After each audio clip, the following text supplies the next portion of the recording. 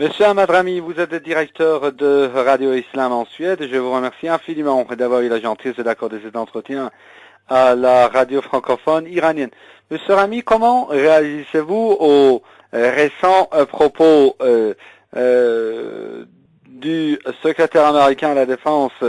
Monsieur Robert Gates, qui était en déplacement à Riyad, capitale d'Arabie Saoudite,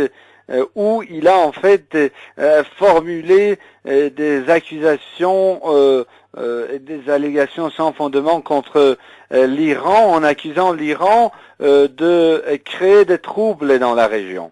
Disons que même avant la révolution arabe actuelle,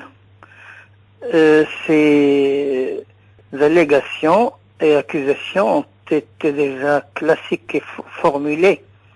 contre la République islamique d'Iran. Et donc, en fait, il n'y a rien de nouveau. Ce qu'il y a du nouveau maintenant, c'est que les peuples arabo-islamiques sont en train de se réveiller pour secouer cette domination sioniste sur le monde arabo-islamique. Et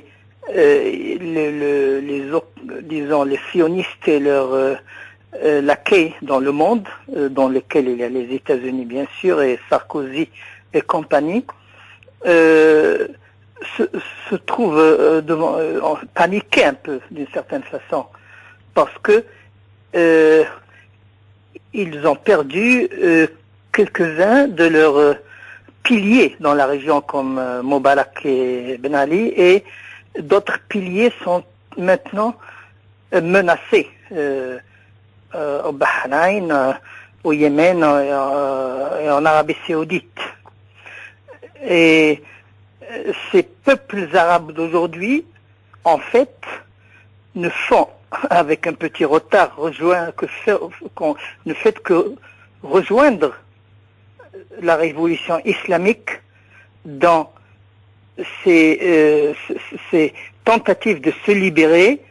de libérer les peuples islamiques de la domination sioniste. Mais ce qui est encore, dans la visite de Guett en Arabie Saoudite, ce qui est intéressant, c'est que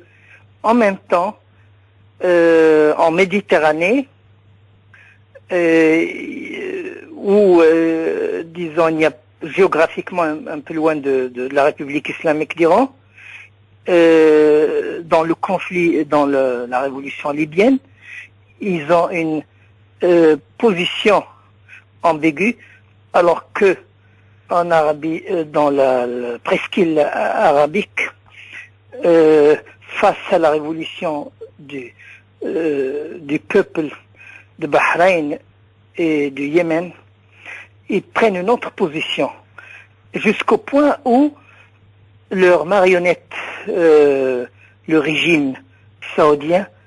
est ouvertement intervenu militairement dans les affaires intérieures de la République de Bahreïn pour soutenir une dictature contre une révolution populaire de la majorité du peuple bahreïnien. Alors que en Libye, ils font semblant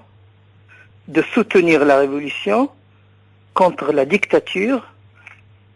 mais seulement avec des mots, parce que dans la réalité, ils veulent seulement que les Libyens s'entretuent pour diviser la Libye, comme il s'est passé au Soudan, en Somalie, et même maintenant, comme c'est en train de se passer aussi à la Côte d'Ivoire. Donc en fait, ces accusations formulées par Gates et sa marionnette du régime de l'Arabie Saoudite ne font qu'exprimer la panique qui a atteint ces régimes et qui en fait sont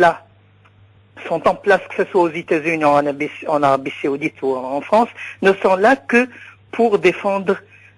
les intérêts, pas de leur peuple, mais les intérêts de l'occupation juive de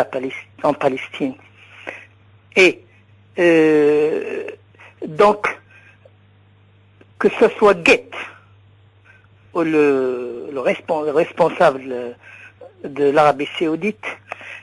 ce qui les inquiète, c'est la menace qui menace aujourd'hui le régime sioniste, qui est aussi pris en panique. Ce régime qui est en train en même temps, de kidnapper